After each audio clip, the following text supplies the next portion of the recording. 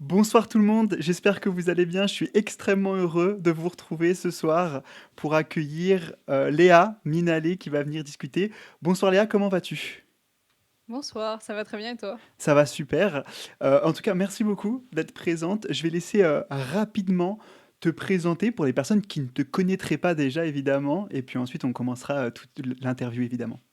Ça marche. Alors du coup, je m'appelle Léa, alias Minalé, j'ai 23 ans. Et actuellement, je suis en Master e-sport business et management au Gaming Campus de Lyon. Et je stream aussi sur Twitch. Ok, Voilà. Et je suis aussi en alternance chez Webedia. Pardon, j'ai oublié. Non, mais pas de souci, j'allais justement rebondir par rapport à ça. Alors, déjà, évidemment, c'est toujours un plaisir de pouvoir t'accueillir. Je salue également les personnes qui nous écoutent en podcast maintenant, puisqu'on pourra retrouver cet épisode dès lundi prochain sur toutes vos plateformes de podcast préférées. Et j'en profite également pour te demander, Léa, de façon un peu globale, afin de commencer cette discussion, depuis quand est-ce que tu t'intéresses aux jeux vidéo? Comment est-ce que justement tu as découvert cet univers? Et pourquoi est-ce que tu as décidé aujourd'hui d'en faire une force pour ton parcours à la fois personnel et professionnel? Alors, déjà, je pense qu'on est tous d'accord pour dire que les jeux vidéo, c'est comme un moyen d'évasion. Mhm. Donc c'est peut-être pour ça que je me suis intéressée aussi. C'est une autre vision de la vie, une autre façon de s'amuser également. Donc, en fait, ce Complètement. qui est bien, c'est que tu peux allier travail et également, même passion comme d'autres métiers, mais tu peux allier aussi les jeux. Donc ça, c'est pas mal, tu vois. Allier Hmm. jeux et travail, tu peux pas faire ça partout. Bien sûr. Après, j'ai commencé les jeux. Je pense que j'avais peut-être 8 ans. C'est mon oncle qui avait sur son PC Counter-Strike Source ou 1.6, Bon, je ne suis quelque pas chose de genre. tellement surpris, étrangement. Bizarrement, voilà. Donc oui, oui, c'est mon oncle qui m'a fait découvrir. Et voilà, je me souviens plus de la fin de ta question. Ben, c'était juste pour savoir comment est-ce que tu avais découvert les jeux, parce que en fait c'est toujours intéressant de se rendre compte qu'on a tous découvert d'une façon plus ou moins différente. Certains c'est nos parents, d'autres ont découvert ça plus tard, à l'adolescence, lorsque justement ils ne voulaient plus écouter leurs parents, et donc c'est toujours un point d'entrée qui est assez intéressant pour découvrir les personnes. En tout cas, donc tu l'as très bien dit, tu es étudiante en ce moment au Gaming Exact. Campus. Est-ce que tu pourrais nous faire peut-être un petit topo des études que tu as suivies, nous retracer un peu ton parcours? Souvent, j'aime bien partir avant le bac, histoire de rassurer un peu les gens qui ne savaient pas quoi faire, qui seraient en passe cette année, par exemple, de passer le baccalauréat, et donc pouvoir un peu expliquer ton parcours en détail. Alors, j'ai envie de te dire, mon parcours, bon courage, parce que ça a aucun sens. Voilà, Ça a voilà, ça a rarement du aucun sens sens. pour vous rassurer tous. Oui, en fait, ça a aucun sens parce que je suis une personne, qui aime, s'intéresser un peu à tout, tu vois? Ouais. Dès que je le sens, j'y vais. Bah, c'est pas Donc, mal, c'est déjà une oui, qualité en soi. c'est déjà bien, en fait, j'aime bien me fixer, tu sais, des objectifs au fur et à mesure Hmm. de ma vie, mais des objectifs un par un. Donc dès que j'atteins l'objectif, j'y vais, Hmm. machin, pas de souci. C'est un peu le résumé de mes études. C'est-à-dire que j'ai commencé par faire, un bac, ST2S, du coup Mhm. biologie, donc c'est un bac En, technologique. en rapport avec CS2, bien Heu, entendu. oui, bien sûr, ouais, ouais, c'est moi qui design les jambes sur CS2, avec le Timberland, ouais. Non, du coup, voilà, j'ai fait un bac, ST2S biologie. Mhm. Après, je me suis dirigée vers, une école d'ostéopathie, parce que de base, je voulais rester dans le sport. Mon objectif, c'était de rentrer à l'INSEP en tant qu'ostéopathe et cetera. Je voulais vraiment rester dans le milieu sportif. Mhm. Entre-temps est arrivé l'e-sport, je vais pas te mentir. Donc on a changé un peu d'objectif. Ensuite, je suis passée donc j'avais été acceptée dans une école d'ostéopathie. Mhm. Ensuite, j'ai fait: «Bah non, en fait, je veux pas faire ça». Ensuite, je savais pas trop où me diriger. Je me suis dit: «Allez, je me lance un défi, je vais aller en école de commerce». Sachant que j'étais vraiment une personne, on me le dit souvent, qu'on ne dirait pas comme ça, mais j'étais une personne vraiment extrêmement timide, Hmm. qui ne pouvait pas par exemple, là, je te fais une interview, tu vois? Impossible à l'époque, Ouais. impossible.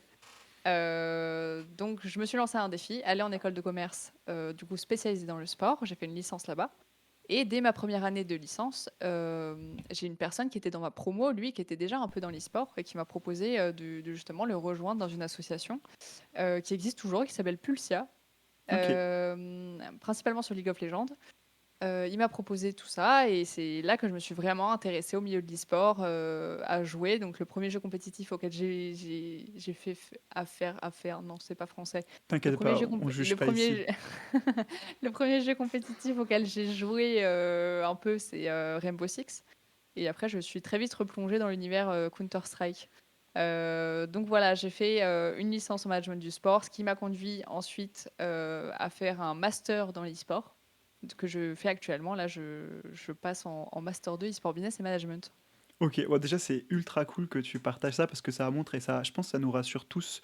Moi-même, j'ai eu un parcours extrêmement chaotique, hein. J'ai fait prépa littéraire. Aujourd'hui, je me retrouve à faire de l'analyse de chiffres en tant que consumer insight chez Gameloft. Donc, comme quoi, tous les parcours sont possibles.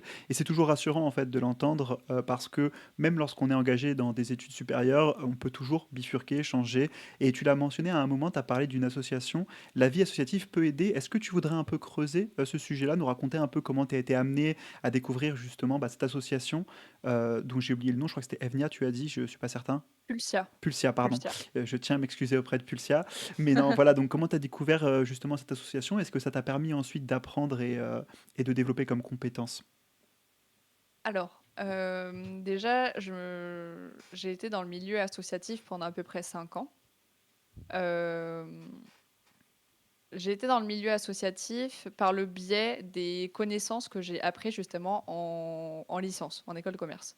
En fait, Mhm. je mettais en application, ce que j'avais appris dans le milieu associatif, dans l'e-sport, et c'est ça qui m'a aidé à un peu grimper les échelons, tu vois. Donc, Ouais. tu peux venir de tout milieu, le temps que tu apportes ta pierre à l'édifice, on va dire, Mhm. tu as ta place, Ah, tout simplement. c'est ça qui est ultra intéressant avec la vie associative. Et qu'est-ce que tu as du coup, qu'est-ce que tu as pu faire lorsque tu étais au sein de cette association exactement? Alors, j'ai fait plein de postes différents, parce que du coup, en école de commerce, tu apprends un peu tout.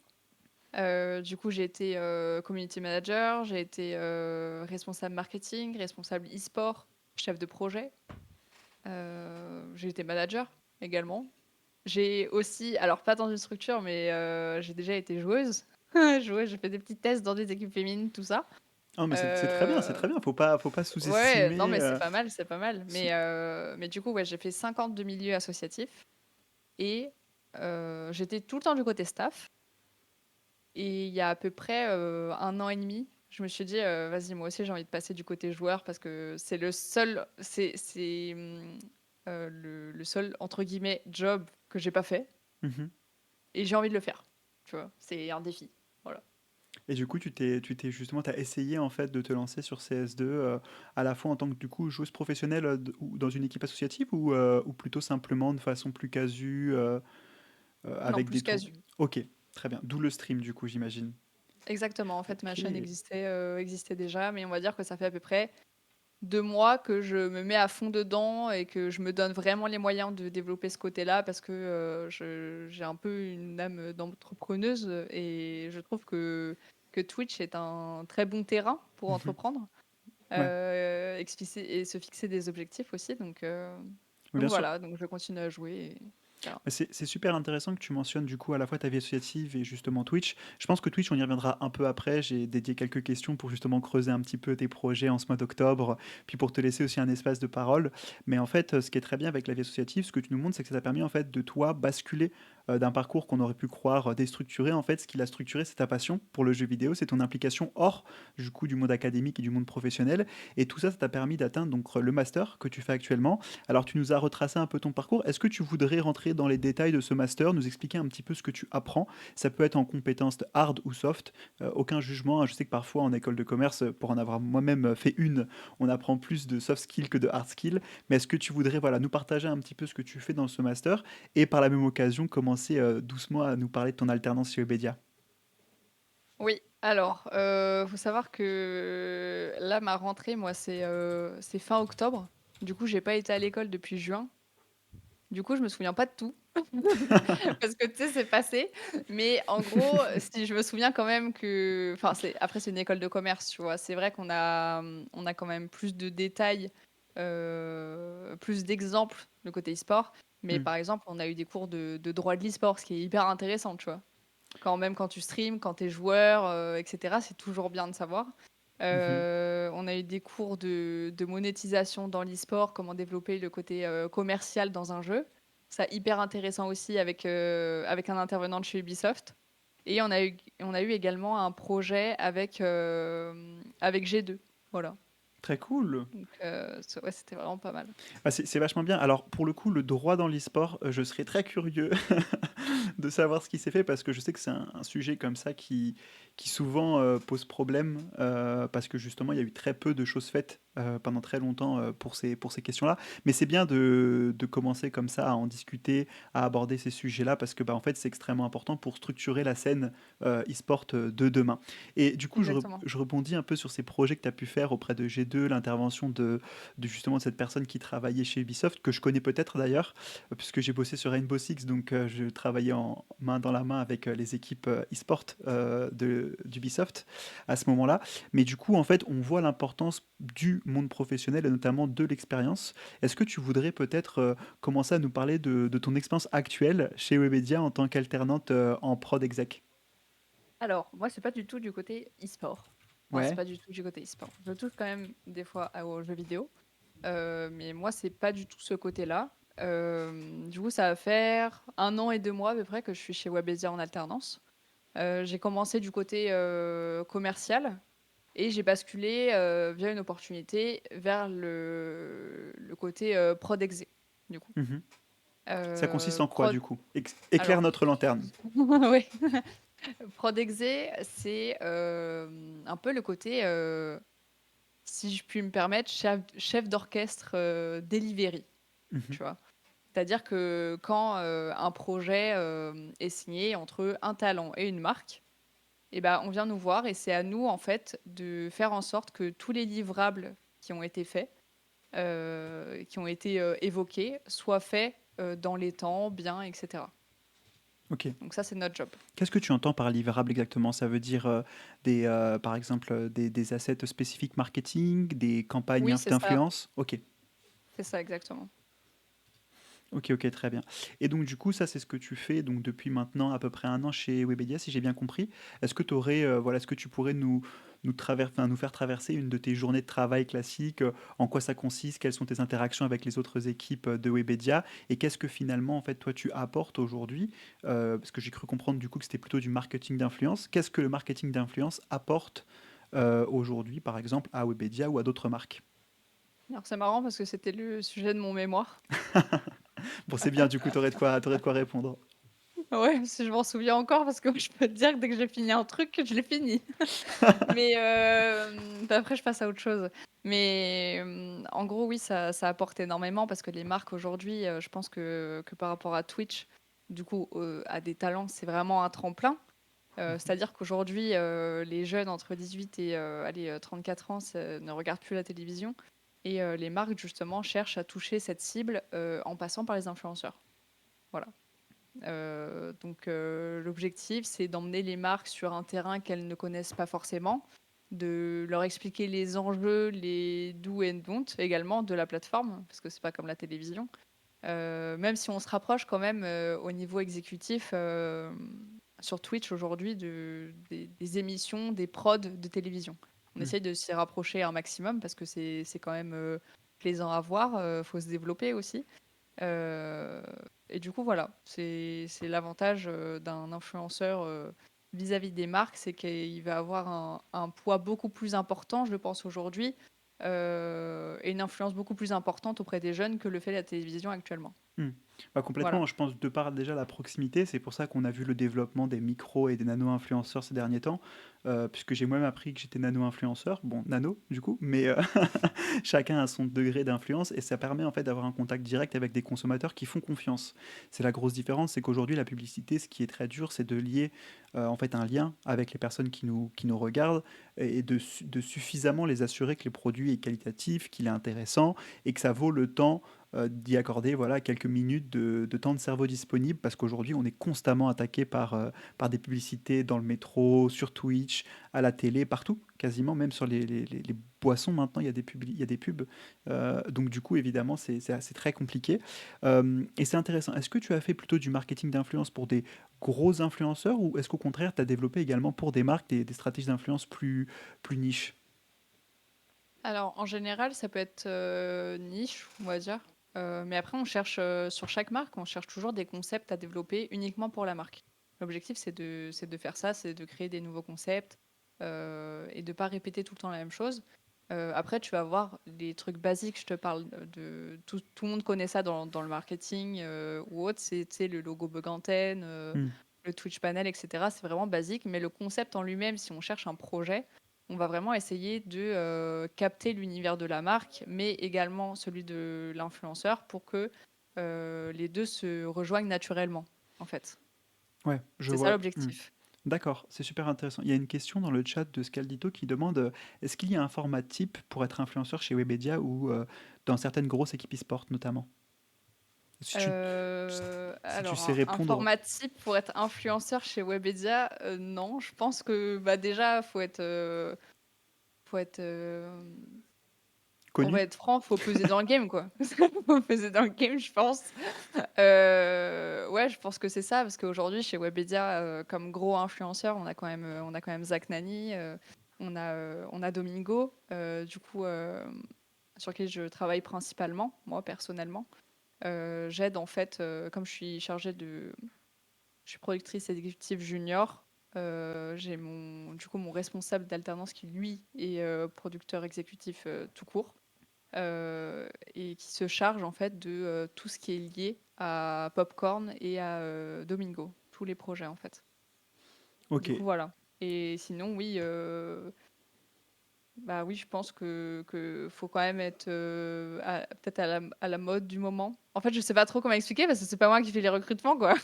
Après, Donc je sais pas, mais certaines grosses équipes e-sport, je sais pas. Il y a un c'est- format type pour certaines équipes. J'ai pas compris la non mais dernière t'en fais partie. pas en soi. Déjà, c'est très clair ce que tu as dit. Je pense surtout qu'en fait, le format type dont on parle quand on recherche des influenceurs dans les équipes e-sport, c'est des gens qui ont du reach et qui ont une communauté déjà développée, que ce soit chez Ah Webedia ou dans oui, les équipes des e-sport. influenceurs dans des équipes e-sport. Oui, par exemple, Exactement. comme peut-être chez nous, chez Webedia, Et, Little Big Whale.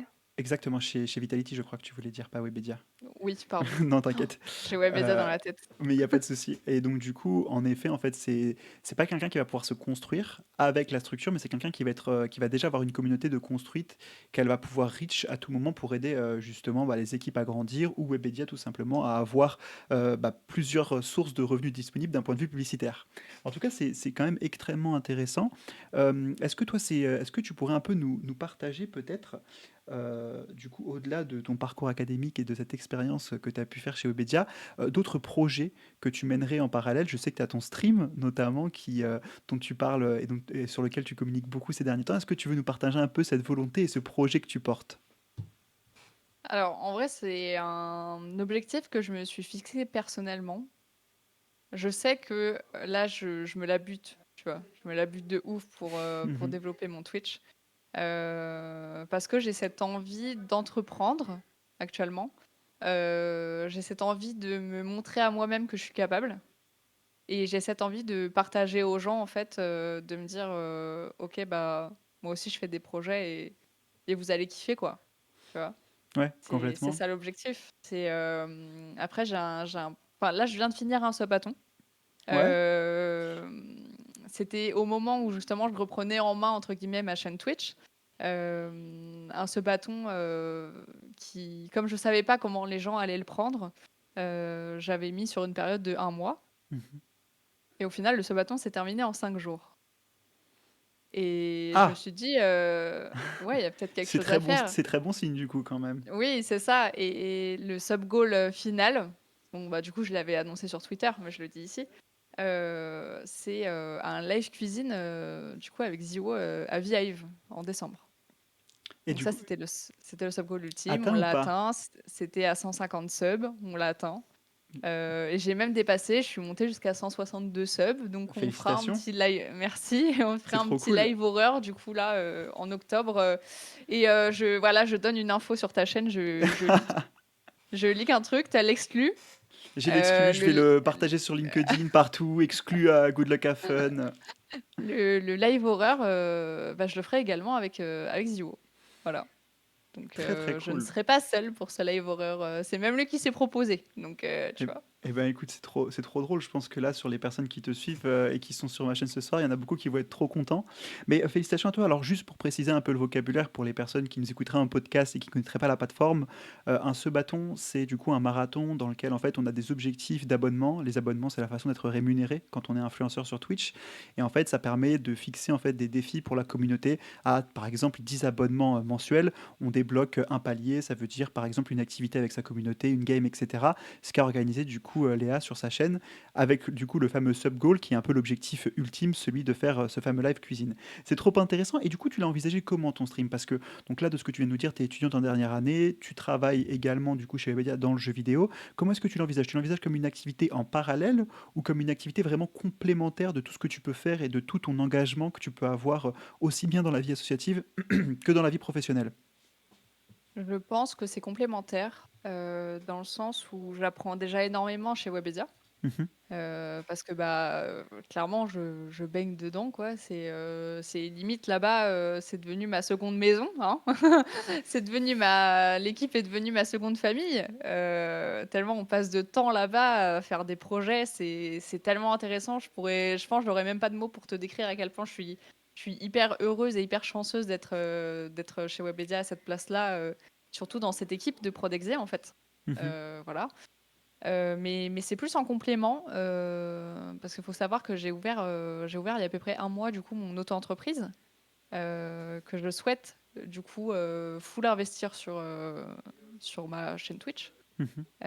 Et c'est pour ça que je développe aussi pas mal de projets, mais l'objectif, c'est surtout de faire plaisir à la commu, en fait, de développer une commu stable, de faire énormément de projets que les gens aiment, ce qu'ils demandent, etc. Enfin, c'est vraiment l'objectif en complément.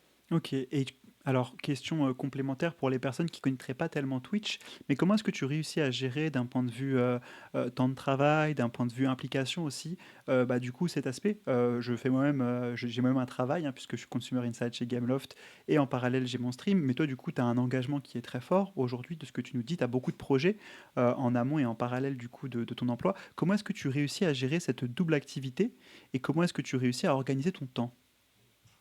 Bah, écoute, il y a énormément de gens qui se demandent comment je fais, parce que c'est vrai que j'ai énormément de choses. Bah, tout simplement, j'ai des personnes adorables, en fait, qui m'aident, bénévolement. Si je peux en citer quelques-uns, je dirais Evan, déjà, qui est mon graphiste, à plein temps actuellement, qui était de base un de mes viewers et que je remercierai jamais assez pour déjà tout ce qu'il a fait, actuellement. Et j'ai également Ziven, là, qui est dans le chat, qui m'aide également, côté graphisme, pardon.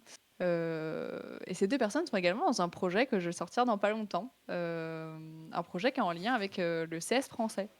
Voilà, donc je peux pas Ah, en dire plus. n'en dis pas plus. Ne va pas Je peux spoiler pas sans le vouloir. Non, non, non, non, non, je vais pas en dire plus. J'ai pas été plus loin de ce que moi j'ai dit déjà en stream perso.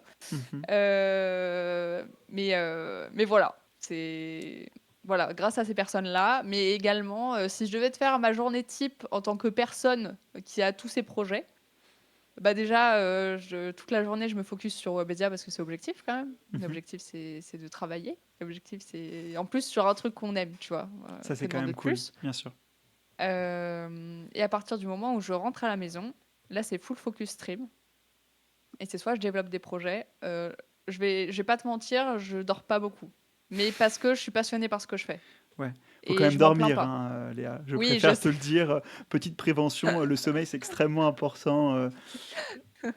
Non, mais tu vois, je m'en plains pas. Hmm, En gros, je rentre le soir, je regarde ce qu'il y a à faire, je développe les projets avec les personnes avec qui des fois je suis en call, etc. Même pour l'annonce de partenaires, dont là, j'ai annoncé lundi un partenariat avec Mental In Game jusqu'à décembre et qui vont faire également partie du projet que je te citais juste avant. Ensuite, je stream et après mon stream, je fais des stats, etc. Je hmm, mets tout en forme sur un overview, tu vois. Je fais les choses bien, comme chez Webedia, comme je l'ai appris à faire. mhm. Donc ça me sert également l'organisation et la rigueur. Et voilà, c'est comme ça qu'on se développe de jour en jour. Il y a également des opportunités, mais comme je t'ai dit en amont, il y a aussi des personnes qui m'aident énormément. Ouais, bah, c'est aussi la force, je pense, de Twitch, en fait, c'est qu'il y a cet aspect communauté qu'on retrouve sur peu d'autres plateformes et qui est difficile à comprendre quand on est externe à la plateforme. C'est l'attachement que certains viewers peuvent avoir pour bah, justement la personne qui stream, qui parfois peut aussi être également problématique, hein, parce que la plateforme justement crée des interactions et une proximité très forte entre les gens qui parfois en fait brouillent un petit peu la frontière entre streamers et amis. C'est des sujets dont on a eu déjà l'occasion de parler dans cette émission et qui, je pense, sont extrêmement importants, hein, les sujets de modération sur les plateformes, les vagues de toxicité aussi qui parfois peuvent arriver. Mais en tout cas, c'est aussi cet engagement très fort. Donc, bah, je les vois, Ziven et Evan dans le chat, bravo à vous. C'est toujours extrêmement plaisant de voir cet engagement et cette force-là. J'aimerais aussi un petit peu également comprendre à quoi sert, tu as parlé d'une overview. Si tu ne peux pas en parler, ne nous le dis pas, mais j'ai déjà une petite idée en tête. Mais voilà, j'aimerais creuser un petit peu. Pourquoi est-ce que tu fais donc ces stats, cette overview après tes streams? C'est pour voir, en fait, les statistiques, voir si elles grimpent, ou pas. Je répertorie, en fait, toutes les stats liées à mes streams. Donc j'ai une partie, onglet Twitch et j'ai également sur, Twitter et mon TikTok que j'ai ouvert il y a à peu près un mois et demi. Voir si ça fonctionne bien, quel contenu fonctionne le mieux également sur ma chaîne et je pense que c'est intéressant pour se développer. Par exemple, il y a des jeux que j'ai essayé de stream qui n'ont pas beaucoup pris, mais peut-être que d'autres en prendront. Après, j'ai commencé à stream, sur CS, donc logiquement, j'ai une communauté CS également. Bien sûr. Donc, tu vois, je sais que du coup, il faut que la majorité, 80% de mes streams soient sur du CS. Mais après, le reste, on peut faire d'autres jeux, mais j'aurai moins de stats et je le sais. Mais ça, c'est pas un problème le temps que je fais ce que je kiffe aussi, tu vois. Ouais, c'est trouver le juste équilibre entre les stats qui permettent justement de discuter avec des potentiels sponsors, mais également ton équilibre personnel à toi pour jouer à des jeux qui te plaisent et qui te conviennent. Justement, CS2, le jeu est sorti assez récemment. J'en profite pour avoir un petit peu tes feedbacks, tes avis. Qu'est-ce que tu en as pensé? Je sais qu'on avait échangé justement en pensant que la sortie n'arriverait jamais. Je suis même le premier à avoir dit non, pour moi, ils vont annoncer une bêta ouverte. Ouais, Euh, non. mais du coup, qu'est-ce que tu en as pensé et quels sont tes retours sur le jeu so far pour les personnes qui demanderaient CS2, Counter-Strike 2, la suite de Counter-Strike Global Offensive, un jeu très réputé, notamment sur la scène e-sport. Bah, je pense qu'il y a des personnes qui sont déçues. Et je pense que j'en fais peut-être partie vite fait. Parce que CSGO, pour nous, il était parfait, quoi. CSGO, il était trop bien. On s'est dit CS2, bah, ça va être un CSGO, mais ils vont améliorer certaines choses. Et au final, non, la méta a quand même un peu changé, surtout au niveau des stuffs, avec les smokes qui peuvent se dissiper avec des HE maintenant. On trouve que le shoot n'est pas pareil non plus. Il y a un petit temps Ah, d'adaptation quand je suis même. pas le seul à être nul du coup. Alors, j'ai pas dit que j'étais nulle, j'ai Non juste dit que mais ça a changé. je m'adresse en fonction du niveau, hein. Tu as 100 fois mon niveau, Chance soit. évidemment. Si, pour le coup, je te le confirme. Mais parce qu'en fait, j'ai fait 3 parties sur ce même stream en mode découverte du jeu. Déjà, le jeu est magnifique. Au bout d'une partie, j'ai Il est passé la. magnifique, il est j'ai- super beau, hein. Mais est-ce que, comme moi, au bout d'une partie, j'ai passé moi tous les graphismes au plus bas pour essayer d'avoir un peu plus de framerate sur mon vieux PC portable, qui sert aussi pour ce stream du coup. Mais au-delà en fait de ça, moi j'ai trouvé que la sensation de tir était extrêmement différente du premier CSGO. J'y ai peu joué, je suis un joueur Valorant, ne me tapez pas sur les doigts. Mais du coup, moi je crois que j'ai fait une partie, j'étais en 3,19 à un niveau en plus catastrophique, hein, c'est-à-dire que c'était les niveaux non rankés de gens qui jouent jamais à CS quoi. Mmh. Bah, écoute, je sais pas, en Me fait, je trouve pas trouve des que excuses, hein. c'est non, en fait, je trouve que c'est différent, tu vois? Mais faut admettre que j'ai jamais fait autant de no-scope sur CS2 que sur CSGO, Hmm. tu vois? J'ai jamais fait autant de no-scope, en fait, je trouve que les balles, elles vont plus droite, mais au niveau du spray, je trouve ça quand même un peu différent. Je pense que le jeu, il est encore un peu cassé. Ouais. Mais Valve, il devrait faire quelque chose, je pense, peut-être dans pas longtemps. Tu vois, parce que des fois, tu penses mettre un headshot, t'en mets pas, et des fois, tu sais que tu vas pas le mettre, et là, t'en mets un. Tu vois, Hmm. c'est par rapport à ton crosshair placement, c'est un peu bizarre. Ouais, Donc voilà. non, non, mais complètement, je comprends. Et du coup, en plus, ce jeu qui est sorti du coup bien en été, pour l'été 2023, comme l'avait annoncé Valve, est-ce que tu penses qu'il y a eu peut-être aussi précipitation derrière pour justement respecter cette deadline-là, ou au contraire, tu penses qu'ils vont assumer complètement le choix de CS2 parce que je crois qu'il y a des compétitions qui arrivent sous peu sur CS2. Ouais, c'est bientôt fini, CSGO, hein, en T1, hein, c'est bientôt fini. Bah écoute, je sais pas, mais je pense que Valve a un peu flippé. un peu flippé dans le sens où ils ont voulu sortir le jeu vite et il manque quand même. Enfin, il y a encore certains problèmes. Par exemple, Evie avait posté il y a pas longtemps, c'est le problème où il y a deux maps qui se mélangent. Alors que t'es sur Mirage, t'as des graphismes de Nuke, Vraiment? tu vois.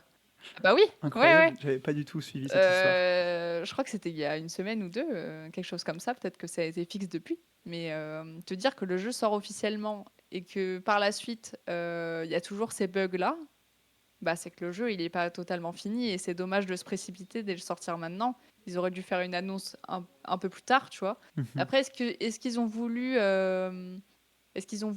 concurrencer Riot avec Valorant aussi, tu vois? C'est C'est... ça aussi la question, parce que Hmm. le menu maintenant sur CS2 est différent. Tu peux revendre tes armes si tu te trompes, comme Valo.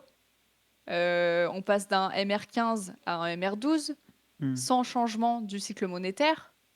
C'est très compliqué, hein. Il y a une approche... Il y a une approche très différente de Valve, où ils passent bah, justement MR12 et le cycle économique n'est même pas restauré ou revu. C'est le même cycle qu'un MR15, mais bah non, t'as 12 rounds, désolé.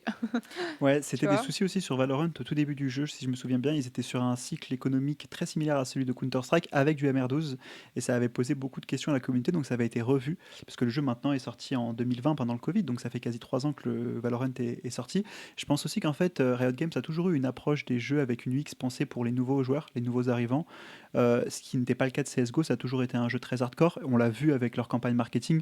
Je pense que voilà, pour avoir une affinité comme toi avec ce genre de pratique dans le jeu vidéo, quand j'ai vu la première campagne marketing, ou plutôt que de nous montrer les nouveaux graphismes du jeu, on nous a montré comment les smokes se dissipaient bien et du coup, enfin, du coup l'aspect dynamique aussi de la smoke. Je me suis dit, ok, très clairement, la campagne marketing cible les joueurs actuels de Counter-Strike Global Offensive. Néanmoins, derrière, en fait, on se rend compte qu'il y a quand même une volonté d'attirer de nouveaux joueurs avec peut-être une approche qui est plus facile, plus abordable, notamment le MR12. Je sais que ça réduit quand même les games de quasi 30 minutes, donc ça peut vraiment aider à aborder ce jeu de façon très différente. C'est sûr, mais tu vois, avec le MR15, pour nous, il y avait. Enfin, après, je parle en mon nom, mais je pense qu'il y a des personnes qui sont d'accord avec ça. Il y avait une vraie compétitivité, tu vois. Tu te dis, ça se trouve, ta game, elle va durer 2 heures, mais tu te seras donné pour la gagner, tu vois. Ouais. C'est au lieu d'un. Nous, on s'en fout de raccourcir le temps. Nous, on est là pour jouer, on est là pour gagner, tu vois.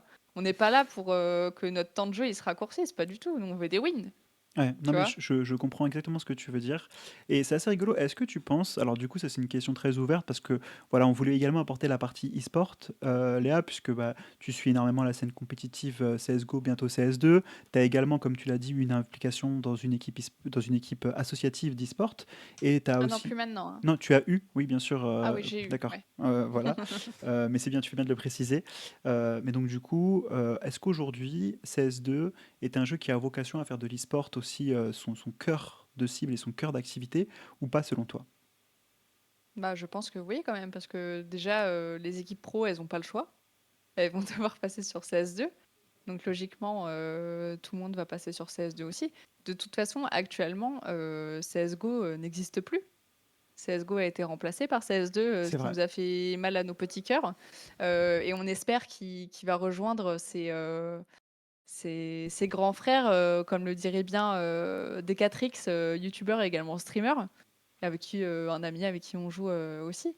Euh, il avait expliqué que pour rejouer maintenant à CSGO, fallait aller dans ses paramètres et faire un réglage pour qu'au final, on retombe comme quand tu avais la bêta de CS2, où ça te propose, avant de lancer sur Steam, est-ce que tu veux lancer CS2 ou CSGO, tu vois. Euh, mais sinon, CSGO n'existe plus. Donc en fait, Valve nous a pas laissé le choix. On doit passer sur CS2. Et je pense que ça va aussi se développer du coup du côté amateur. Parce que je connais des personnes qui ont fait CSGO, qui sont passées sur Valo et qui actuellement veulent revenir sur CS2 en fait. Il y a Donc un voilà. jeu, il y a un jeu très fort entre les deux scènes, puisque du coup, qu'on le veuille ou non, alors Moi, je trouve quand même, de façon très objective, puisque je préfère jouer à Valorant, mais je préfère regarder du CS GO, bientôt 2, Mhm. parce que je trouve que c'est très illisible Valorant pour du coup des compétitions sport. C'est là où aussi on voit en fait les différentes approches. Riot Games n'a jamais caché qu'ils avaient une scène e-sport, mais que c'était pas nécessairement quelque chose qu'ils souhaitaient investir particulièrement, notamment sur Valorant. On a vu d'ailleurs beaucoup de critiques de la communauté à cet égard, notamment cet été, sur des circuits Valorant parfois un peu trop fermés, parfois assez peu clairs pour les nouvelles équipes arrivantes, parfois très très très très restrictifs également.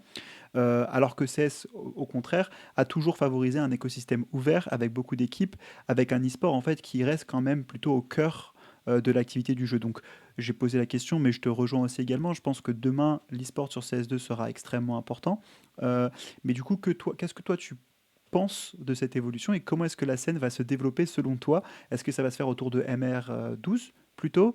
Est-ce que tu penses que ça va complètement changer la façon dont les équipes également s'entraînent, se préparent ou pas? Bah déjà, je crois qu'ils l'ont déjà annoncé, c'est effectivement MR12, ils vont pas le changer. Après, je pense que non, en soi, peut-être que du coup les games vont être plus intenses, que les équipes vont moins se dire bah c'est bon, on a 15 rounds, là c'est pas grave, on fait encore un round d'écho et après c'est bon, on full buy, etc. Là, je pense que ça va être plus hardcore et du coup les duels, je pense, vont être plus intenses, il y aura peut-être plus de pression. Donc, si je me réfère à la pression, ça va jouer au niveau mental. Donc, peut-être plus de préparation mentale, quelque chose du genre. La mécanique reste la même en soi. Hmm. Donc, ouais, je dirais peut-être plus de coaching mental de ce côté-là. Ok, c'est extrêmement intéressant ce que tu dis.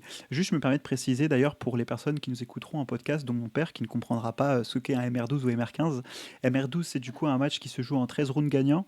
MR15, c'est en 16 rounds gagnants, si je ne dis pas de bêtises. Et évidemment, du coup, c'est ce qui importe et ce qui change complètement la dimension économique du jeu, puisqu'on gagne de l'argent quand on perd ou quand on gagne les rounds sur CSGO, et pour acheter d'autres armes. Et donc, du coup, ça change également la longueur de la partie et ça peut changer toute la scène derrière e-sport, hein, scène compétitive. L'e-sport, c'est du coup le jeu vidéo compétitif par excellence, et notamment CSGO et CS2 bientôt. Putain, j'ai du mal, même moi je veux pas que le CSGO parte du coup. Mais du coup, c'est extrêmement intéressant ce que tu dis. Donc tu penses qu'il va y avoir peut-être un investissement différent des équipes e-sport à venir, notamment sur la scène Counter-Strike, de par ce changement en MR12? Je pense, ouais. Je pense qu'il y aura peut-être des changements. Après, c'est comme tout, hein, tu vois. C'est là le jeu est sorti, CS2 est sorti. T'as des gens qui n'ont pas du tout adopté pardon, CS2 et qui sont partis sur un autre jeu, tu vois, ça les a dégoûtés. Et je pense que ça peut être la même chose au niveau pro. Enfin, avec les changements qu'il y a eu, ça se trouve, un joueur professionnel ne va pas s'y retrouver du tout au niveau du shoot. La méta va complètement changer, les strats aussi. Les repères des stuffs ne sont pas les mêmes. Donc il y a tout à réapprendre aussi. Il y a certains stuffs qui marchent encore, mais la majorité, il faut les réapprendre. Donc il y en a, peut-être aussi, ils ont la flemme de tout réapprendre. Et que les mecs, ça fait 20 ans qu'ils jouent comme ça, tu vois. Donc, euh, donc oui, je pense qu'il y aura peut-être des changements, tu vois. Il y a peut-être des joueurs pros qui vont arrêter, d'autres du coup qui vont émerger. Voilà, c'est un cycle, hein, c'est comme tout. Ouais, du coup, CSGO peut marquer un tout nouveau cycle, notamment parce que c'est un jeu T1 quand même, et donc du coup, ça veut dire qu'il y a beaucoup d'équipes qui vont devoir s'y adapter.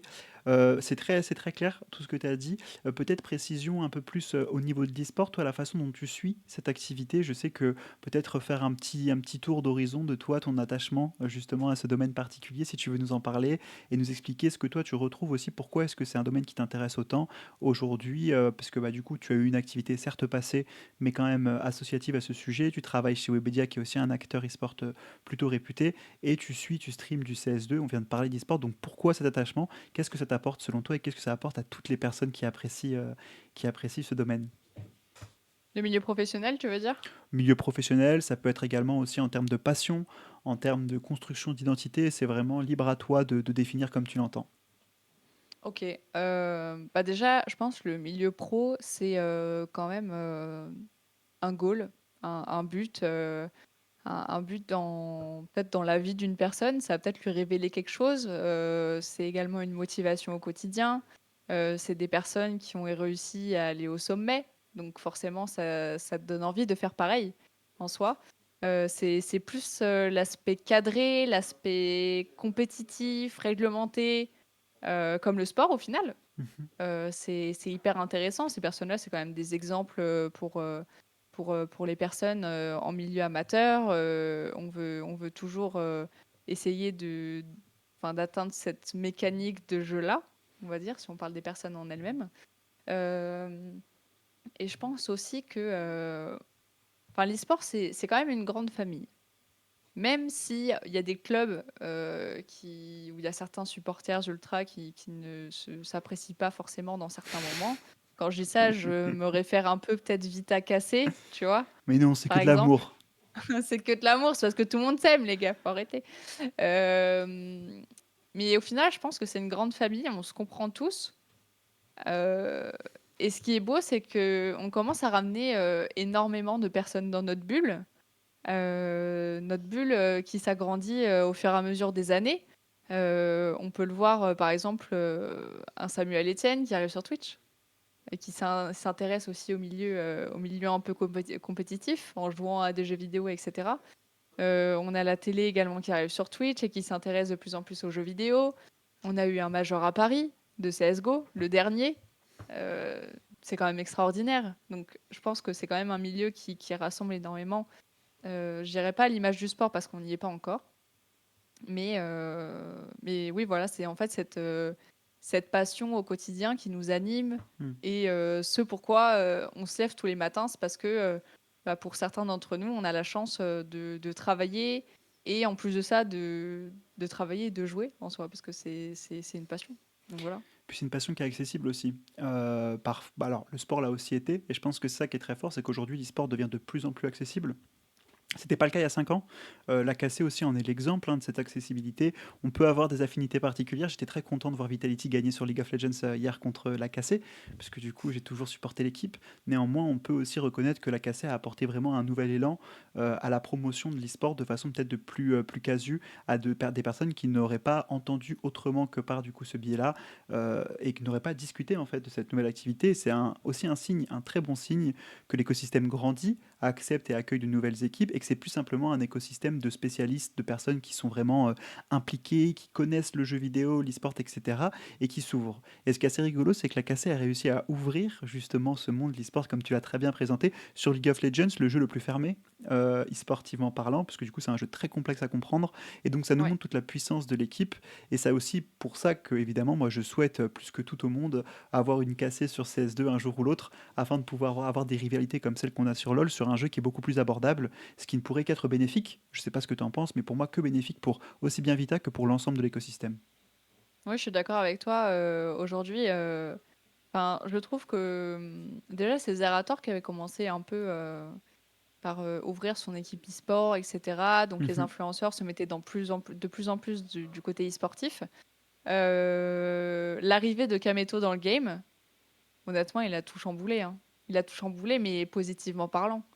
Ce qu'il a mis en place, c'est vraiment incroyable. C'est dis-toi qu'aujourd'hui, ils ont quand même un stade. Ils font faire des abonnements à l'année pour leurs supporters, à l'image du sport au final, tu vois. Complètement. Du coup, je trouve ça vraiment beau. Et ouais, effectivement, il a tout chamboulé. Après, il y a Squeezie, Brooks et Gotaga qui sont arrivés juste après. Je pense que c'est le début d'une nouvelle ère, hein, quand même. Ouais, il y a Shones aussi avec Aegis. C'est quand même vachement porté par des influenceurs. C'est assez rigolo. On fait une boucle finalement à travers cette émission, puisqu'on revient au sujet principal, hein, qui est du coup le C'est ça. marketing d'influence, ton emploi. Aujourd'hui, on voit qu'en fait les influenceurs sont porteurs de ces projets-là, aidés parfois par des marques, comme c'est le cas de Webedia par exemple.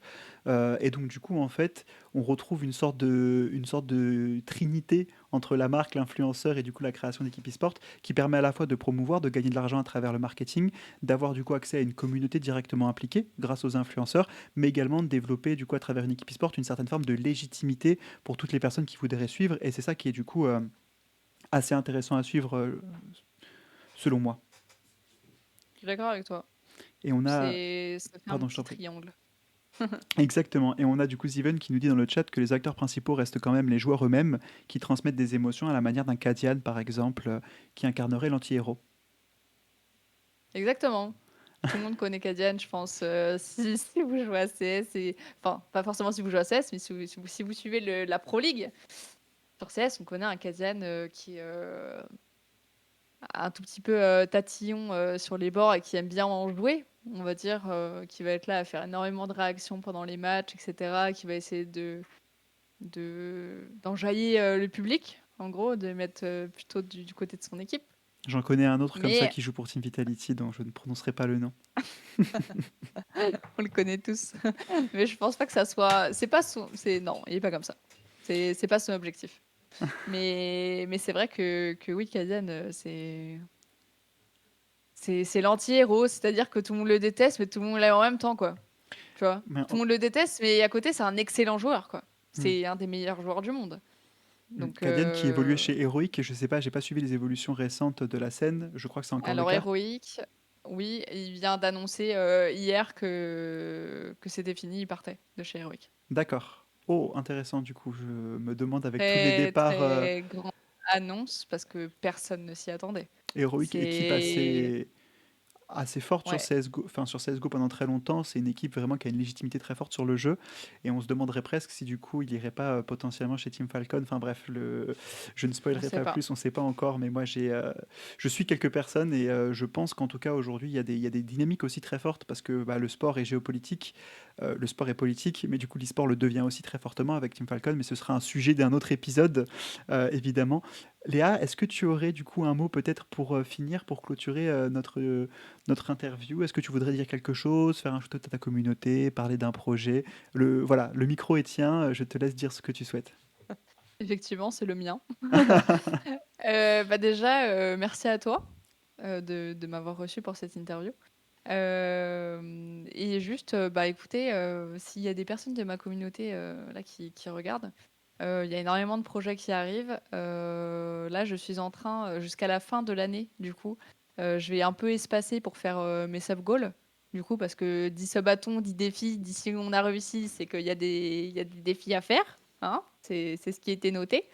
Donc voilà, ça arrive. On en a fait quelques-uns.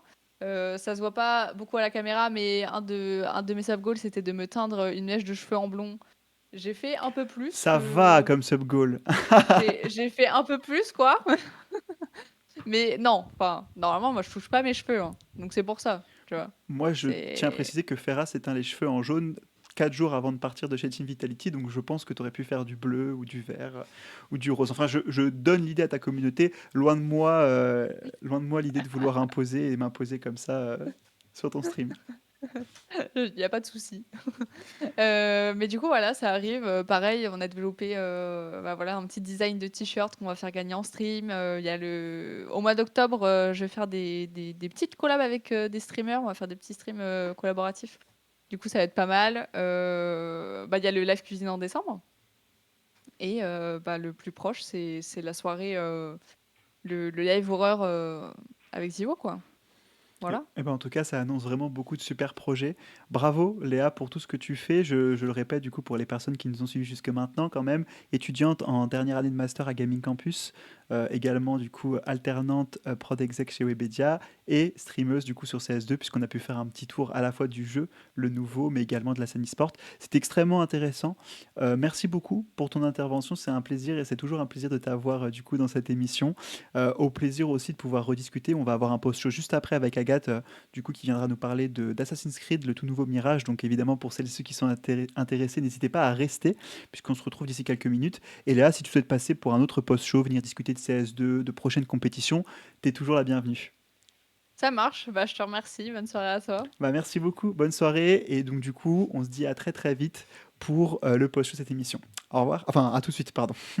Salut.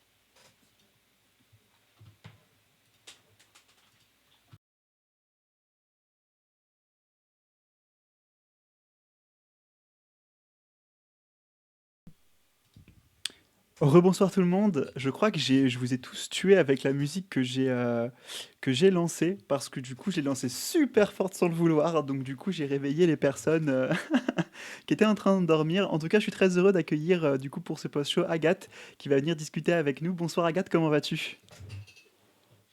Salut, bah écoute, c'est un plaisir d'être là.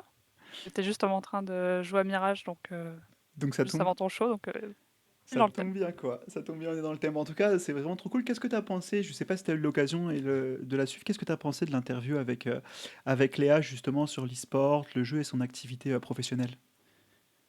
J'ai trouvé ça super intéressant déjà dans le côté, en fait, toute la discussion en effet autour de l'évolution de l'e-sport, et c'est vrai comme moi qui travaille dans le sport, voir les parallèles en fait entre les deux milieux. Parce que finalement, c'est vrai qu'on appelle ça encore e-sport, alors que c'est des codes très différents et qui finissent par se rejoindre. On le voit avec la KC qui a récupéré son stade, des choses comme ça. Donc tout ce côté-là, et puis ouais, l'aspect, on va dire, réussir déjà à cet âge-là, de se dire ah, je vais être auto-entrepreneur, je vais avoir mes projets avec Webedia, mes études. C'est un sacré parcours, donc hyper impressionnant à écouter. C'est vrai que c'est là où on voit qu'il y a pas mal de choses qui se font à travers l'e-sport et qu'il y a des vraies carrières qui se créent aussi, quoi. C'est pas juste une passion de. On nous disait avant que c'était quelque chose qui allait pas durer, qu'il fallait un peu s'attacher à des choses plus concrètes. T'es très forte parce que tu viens de résumer 1000 fois mieux que moi l'intégralité de l'interview en une phrase, donc bravo à toi. Du coup, Agathe, très rapidement, pour celles et ceux qui ne la connaîtraient pas, qui travaille chez Eurosport, qui était également passée par Ubisoft en tant que brand manager assistant du coup sur la marque Assassin's Creed. Assassin's Creed qui, pour celles et ceux qui suivent l'actualité du jeu vidéo, a quand même annoncé du coup, enfin sorti aujourd'hui son tout nouvel opus, Mirage. Agathe, je te laisse le floor pour que tu puisses nous partager un petit peu toute l'expérience et toute la connaissance que tu as autour de cette franchise et que tu donnes tes premiers avis du coup sur le jeu.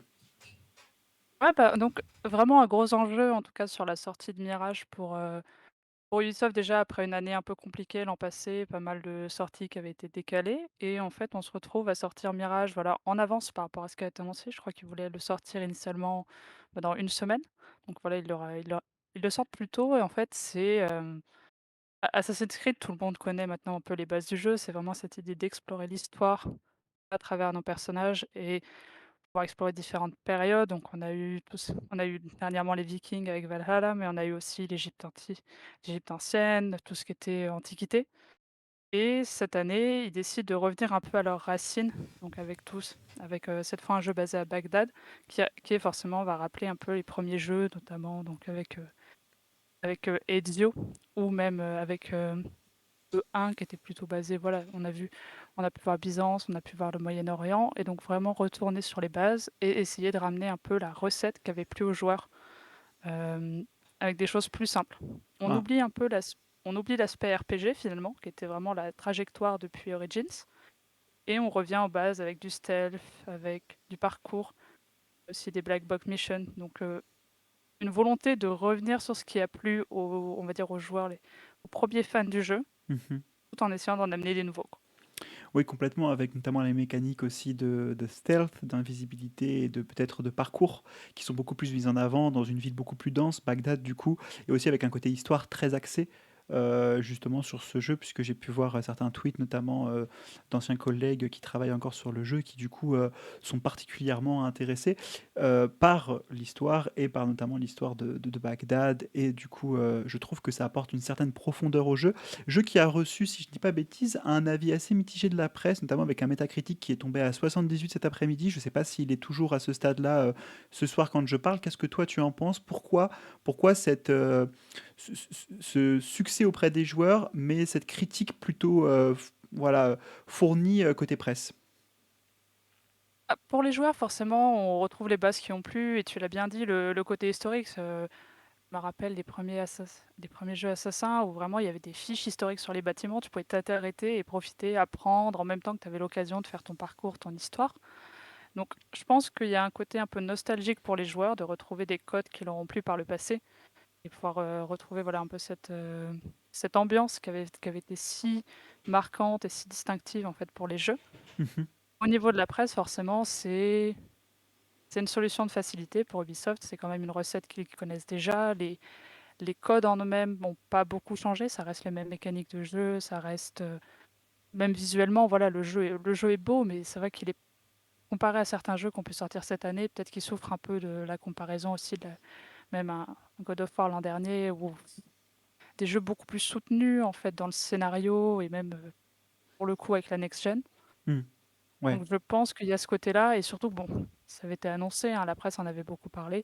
Ce jeu, ça fait des années qu'il est dans les tuyaux, donc forcément qu'il sorte maintenant. il souffre un peu, voilà, de De cette la ancienneté, je comparaison. pense. Hmm. Mmh mh. Et puis il arrive dans une période compliquée. Il y a tellement de gros jeux qui sont sortis cette année que En 2023, c'est quand même une c'est année dur de se faire une complètement place, folle. hein. Ouais, ce qui explique aussi peut-être pourquoi du coup il y a eu un rapprochement de la date de sortie du jeu en fait, parce qu'il y avait peut-être un créneau justement pour Assassin's Creed cette semaine, sachant qu'en fait on est quoi, quasiment un mois après la sortie de Baldur's Gate, qui est un jeu qui a 120 heures de contenu, une rejouabilité complètement folle, et là on se retrouve Oui, du puis coup on a pour la presse. Pardon, je t'en prie. non, non, vas-y, finis. Non mais je disais, on se retrouve avec la presse, avec un jeu Assassin's Creed qui revient certes aux sources, mais n'a du coup une histoire qui va ne durer que 15 à 20 heures et une rejouabilité qui est quasiment proche de zéro. Donc j'imagine que ça joue aussi beaucoup. Après du coup ce qu'on vient de voir, Baldur's Gate qui du coup impose une sorte de un nouveau cap à atteindre pour la plupart des éditeurs de jeux, même si on fait pas toujours les mêmes jeux, et peut-être une presse qui a du mal à se détacher de cette formule qui fonctionne entre Starfield, entre Baldur's Gate, et qui du coup reproche Assassin's Creed ce qu'on aurait pu reprocher avant, enfin les joueurs en tout cas, au sens Assassin's Creed, c'est-à-dire qu'aujourd'hui on le reproche d'être trop resserré autour de son histoire principale, là où avant on reprochait à un Valhalla d'avoir trop de quêtes secondaires par exemple. Ah, c'est ça, je pense qu'on a beaucoup reproché et sûrement à juste titre, hein, les précédents opus Assassin's Creed d'être trop longs, vraiment trop denses, des cartes certes des cartes immenses, hein, c'est des open world qui sont magnifiques, on peut y passer des heures juste à Complètement. explorer les recoins de la carte, à se perdre dans le désert dans Origins ou à explorer les mers dans Odyssey, c'est très plaisant. C'est vrai qu'après en termes d'histoire, forcément, elle est perdue dans cette, immensité. Je pense que c'est un peu une bouffée d'air quand même de se dire: «Bon, ils sont capables de faire un jeu qui fait 15 heures. Maintenant 15 heures, tu peux les faire, mais il faut qu'elles soient bien tenues». Forcément, voilà, moi j'ai quoi? J'ai peut-être 1 2 heures dans le jeu, je peux pas juger encore de la qualité du scénario, mais c'est sûr que ça va être difficile de faire tenir en 15 heures quelque chose de concret et de stable, en comptant aussi que je pense que certains le voient un peu comme une sorte de DLC, en fait. C'est un jeu qui est très court, qui a une histoire à raconter, mais qui a du mal à voilà, il Hmm. pose pas non plus une pierre angulaire dans l'histoire d'Assassin's Creed, il n'amène pas un changement, mais il traduit quand même, et ça c'est quelque chose qu'on doit prendre, une volonté d'Ubisoft de revenir à ses racines sur Assassin's Creed, et je pense que c'est aussi d'écouter les joueurs, de voilà, de entendre leurs ressentis, et moi je le vois comme une note d'espoir en tout cas pour les prochains projets, que ce soit, Red ou, comme ils avaient annoncé Exe. Sont voilà des projets avec plus de bon, on sait Hmm. encore très peu de choses, hein, mais on peut se dire que voilà, s'ils ont été capables de revenir un peu à ce qui faisait aussi le plaisir de jouer à Assassin's Creed, ça peut être de bon augure, voilà, pour les prochains opus en tout cas. Bah, je te rejoins complètement dans ce que tu dis et c'est particulièrement intéressant aussi que tu abordes le sujet de cette façon-là. C'est cette écoute en fait qu'Ubisoft enfin a laissé transparaître dans un jeu, l'écoute des joueurs, l'écoute de la communauté. Parce qu'en fait aujourd'hui c'était surtout une demande de la plupart des, non pas j'irais dire de tous les joueurs, parce qu'il y a beaucoup de joueurs qui ont apprécié Assassin's Creed, mais en tout cas les fans de la licence, ceux qui ont commencé et qui ont connu la licence depuis ses débuts, voulaient un retour aux sources qu'ils obtiennent avec Assassin's Creed Mirage, sans pour autant que les joueurs plus globaux, plus généraux soit lésé, puisque comme tu l'as dit, il y a d'autres projets qui sont en préparation, et je pense que ça peut aider. J'ai notamment vu sur certains tests cet après-midi, du coup, que le début du jeu était assez long. Je viens d'entendre que tu avais fait 2 heures. Qu'est-ce que toi tu en penses? Est-ce que tu as eu du mal à progresser dans le jeu et à comprendre directement les intrigues et les différentes missions, ou au contraire, c'est juste un avis spécifique que j'ai lu dans un article de presse aléatoire? Bah, écoute, je viens de finir vraiment la partie intro, voilà, donc présentation des personnages, le contexte, et on peut enfin attaquer la partie développement de l'histoire. C'est vrai que quand on a l'habitude de jouer à Assassin's Creed, on n'apprend pas grand-chose. C'est la petite partie didacticielle, bon, tu apprends les courses, le déplacement dans cet espace, le parcours, un peu les petites techniques de stealth. Donc pas de grande nouveauté là-dessus, mais je pense que voilà, c'est comme, en effet, je pense qu'il a en 1 heure de jeu, il montre pas tout ce qu'il a à montrer, c'est assez bref, hein. On nous présente un peu Basim. Pour ceux qui ont déjà joué à Assassin's Creed Valhalla, ils connaissent le personnage, donc bon, pas de nouveauté sur ce point-là. Je pense qu'il en a plus à montrer au fur et à mesure. C'est vrai que la première heure, elle est assez calme. C'est vraiment plus l'occasion de découvrir les fonctionnalités, de découvrir la ville qui est, pour le coup, très belle. Maintenant, je pense qu'il y a un démarrage. Voilà, c'est un peu un diesel. Il démarre lentement, ça va s'accélérer après, mais c'est vrai que déjà retrouver juste le plaisir de faire de la vraie infiltration avec aussi la possibilité un peu de choisir l'approche, rien que ça déjà c'est quand même un bon plaisir ça rappelle vraiment les premiers opus et le côté un peu plus réfléchi qu'avait Assassin's Creed, pas besoin d'être aussi bourrin que que les autres jeux du même genre. Non, mais je comprends complètement ce que tu veux dire. Après, moi, j'avoue que je suis plutôt bourrin dans les jeux. J'avoue que l'infiltration m'a jamais vraiment attiré sur Assassin's Creed, donc je suis moins le cœur de cible de ce nouveau Mirage.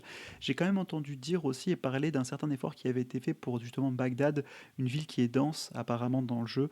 J'ai pas encore eu l'occasion d'y jouer. J'espère très rapidement, ce week-end probablement. Mais du coup, est-ce que cette densité se ressent en tant que joueur et est-ce que c'est une réussite de ce côté-là? Est-ce qu'on sent vraiment du coup impliqué dans une histoire au sein de Bagdad, dans une ville très dense? Ou au contraire, est-ce qu'on a encore trop cet aspect peut-être un petit peu épars qu'on pouvait avoir dans Valhalla, où du coup on retrouve pas véritablement d'histoire et comment dire, de vie au sein des villages que l'on peut traverser par exemple? Alors c'est vrai que là-dessus, je pense qu'il me faudra plus d'heures de jeu pour avoir l'occasion vraiment d'en explorer la ville et de voir voilà, toute la richesse de Bagdad. Ils ont, ils en ont beaucoup parlé, notamment, je crois qu'ils ont sorti un Dev Diaries qui était vraiment axé sur la reconstitution historique de Bagdad qu'ils ont fait. Et on peut voir en tout cas, certes c'est leur communication, mais en tout cas dans les moyens mis en place pour le développement de la ville, qu'il y a eu énormément de travail de recherche. Ce qui était quelque chose qu'on avait un peu, moi je me souviens de Revelation par exemple, qui était basé à Byzance, et il y avait un travail qui avait été fait sur les monuments, vraiment, on sentait qu'ils s'étaient qu'ils avaient à cœur de montrer la ville et en fait, c'était un peu la visite d'un musée ouvert, quoi. On était acteur d'une histoire et on pouvait vraiment découvrir comme ça la ville. Donc, j'espère retrouver cette sensation quand je vais aller explorer vraiment la ville plus en détail à travers le jeu. Si Ubisoft a su le faire avant, je leur fais confiance pour le faire maintenant, en tout cas. On a Zone Nicolas dans le chat qui nous dit que la meilleure collection, les meilleurs AC, c'est la collection Ezio. Qu'est-ce que tu en penses? Moi, je suis d'accord avec lui pour le coup, même si j'ai beaucoup aimé Valhalla, je sais, me tuez pas. Mais du coup, qu'est-ce que tu penses de cette collection? Est-ce que tu penses que le retour aux sources est réussi pour Assassin's Creed Mirage? C'est sûr que forcément, les jeux avec Ezio, pour les joueurs, c'est la nostalgie. Voilà, c'est vraiment ceux qu'on séduit, en tout cas le grand public, et a mis en avant Assassin's Creed. Moi, voilà, je pense que j'ai un attachement particulier parce que c'est ceux avec lesquels j'ai grandi, mais je peux pas prétendre non plus de pas aimer les suivants. J'ai quoi? J'ai 150 heures sur Valhalla et Odyssey, j'en avoir une centaine. C'était un autre style. C'est vrai que le passage au RPG a beaucoup déstabilisé. Donc revenir un peu à ce qu'il y avait avant, le côté beaucoup plus furtif, côté beaucoup plus vraiment ce qui faisait les racines d'Assassin's Creed, fait du bien. Pour Mm. l'instant, vraiment, ça me séduit en tout cas dans ce qui est proposé dans les quelques premières heures du jeu. Et je pense que oui, c'est un peu c'est un peu une sorte de lettre d'amour de la part d'Ubisoft. C'est vraiment de dire on vous ramène à autant de l'Ezio Collection que vous avez tous tant aimé. Donc c'est un premier geste, je pense. C'est pas un jeu qui est énorme, il n'y a pas une cinquantaine d'heures, mais c'est plutôt une main tendue en disant voici ce qu'on vous propose déjà, restez avec nous pour la suite. Ouais, c'est une façon aussi de justement dire à tout le monde en fait qu'on est, enfin, Ubisoft vous écoute, vos retours sont entendus, et ça, je pense que c'est quelque chose d'assez important pour une entreprise qui a d'abord été beaucoup critiquée, notamment à partir de 2012, enfin 2012, la période entre 2012 et 2020, avec tous les jeux qui sont sortis, des itérations qui commençaient à se faire de plus en plus répétitives, longues, lassantes, que ce soit pour Assassin's Creed ou pour d'autres jeux. Là, on a vraiment un retour du coup aux sources, une volonté justement de mettre le joueur au cœur de l'expérience et du coup, cet Assassin's Creed Mirage porte ce projet-là d'Ubisoft pour ensuite mettre en avant tous les autres projets qui arrivent, parce que c'est une marque quand même qui est très soutenue par cette compagnie française. Oui, et puis en fait, finalement, aujourd'hui, c'est le porte-étendard d'Ubisoft, hein. Assassin's Creed, à une époque, il y en avait un presque tous les ans, tous les 2 ans. C'était un rythme qui a un peu tué la licence à l'époque. Ils sont revenus à des bases un peu plus étendues à partir d'Origins en disant, voilà, déjà, on fait un tournant en passant côté RPG, ça va déstabiliser, ça va surprendre, mais on s'y maintient. Origins arrive, un jeu un peu plus. C'est les débuts, voilà, il est un peu plus vite comparé à d'autres. Odyssey marche très bien. Je pense que là, ils trouvent enfin une formule qui leur va. Ils la poussent à l'extrême, à l'inverse, après avec Valhalla qui marche aussi très bien, mais voilà, qui, je pense, commence à faire gronder un peu plus les joueurs. Et maintenant, ils sont plutôt dans cette idée de on a appris, on sait ce qui marche pas. On va essayer de retrouver un peu voilà, une formule qui va parler à tout le monde. Et c'est une difficulté aussi, hein. Assassin's Creed, c'est une franchise qui maintenant a plus de 15 ans. Forcément, il va y avoir des fans des premiers jours qui ont des avis très tranchés, qui sont peut-être presque conservateurs par rapport à ce que le jeu doit être. Et on va avoir des nouveaux fans, un nouveau public de joueurs aussi, qui vont arriver peut-être maintenant directement avec la next-gen. faut arriver à parler à ces 2 publics. Ce qui est pas évident, c'est un mélange qui doit être savant pour le coup et c'est là aussi où les prochains jeux vont avoir un gros enjeu. Savoir dire comment on va convaincre les anciens joueurs de rester et les nouveaux de nous rejoindre, d'autant plus que les prochaines années, il y a encore d'énormes jeux qui vont sortir. Même c'est quoi, dans 2 semaines, il y a Spider-Man qui sort, donc ça va être d'autant plus compétitif. L'environnement aujourd'hui, avec la guerre Xbox-Sony qui s'intensifie, elle va être dure, quoi. Ouais, complètement. Bah, d'ailleurs, on le voit, hein, comme tu dis, je pense que c'est le Spider-Man qui était la raison pour laquelle le jeu a été avancé d'une semaine. En tout cas, ça me semblerait faire sens, très probablement, parce que bah, en fait, c'est des jeux en fait, qui aujourd'hui sont tous excellents, mais le problème, c'est qu'on n'a pas tous ce budget limité pour acheter des jeux qui, dans le cas de Mirage, coûtent 50 euros, si je dis pas bêtises, en France en tout cas. Ils l'ont baissé, il me semble. Je crois Et qu'il était 39? annoncé à 50 € au début et ils étaient revenus là-dessus en disant: «On va le vendre à 40», ce qui était finalement aussi bah, une mesure d'honnêteté de la part d'Ubisoft de dire: «On peut pas décemment vous vendre un jeu 50 € alors qu'il y a peut-être 20-25 heures de contenu». Je pense que c'était aussi une manière d'être honnête et puis de faire un geste, hein, finalement aussi aux Ouais. joueurs, surtout dans une année où, un jeu neuf aujourd'hui, il coûte quoi? 80 €. Ouais, On est c'est quand même vrai sur des que prix du jeu vidéo qui augmentent et des patrons qui commencent à dire peut-être qu'on devrait mettre les jeux à 100 €. Ce qui est Je veux dire, je comprends, tu vois, tu parlais de l'accessibilité de l'e-sport avec des jeux qui sont en général, à une barrière d'entrée de 0, free to qui sont play, des jeux bien sûr. gratuits. Donc forcément, à côté, on leur vend certes des triples, voire quadruple A, mais qui valent entre 80 et 100 €, quoi. C'est c'est le cinquième d'une console. Les prix sont devenus presque, c'est c'est c'est juste devenu fou, en fait. Le prix du jeu vidéo aujourd'hui, il devient énorme et je comprends en effet que les gens se tournent vers des jeux free to play ou ben, décident de n'acheter qu'un à 2 jeux par an au vu du coût que ça représente aujourd'hui, quoi. Et c'est assez rigolo parce qu'en fait, j'ai aussi l'impression que les jeux free-to-play sont la raison de l'augmentation drastique des prix, notamment des jeux triple, quadruple A, parce qu'en fait, aujourd'hui, les jeux free-to-play ont un système économique qui leur permet en fait d'être rentables très rapidement grâce à des systèmes de skins, de vente, de customisation, en fait, hein, de personnalisation de l'expérience, ou avec des systèmes pay-to-win. On peut le voir avec les jeux mobiles aujourd'hui, par exemple, mais pas que, avec les gachas aussi qui fonctionnent énormément. Et donc, en fait, aujourd'hui, un free-to-play souvent coûte beaucoup plus cher aux joueurs vraiment impliqués qu'un jeu classique triple A, quadruple A.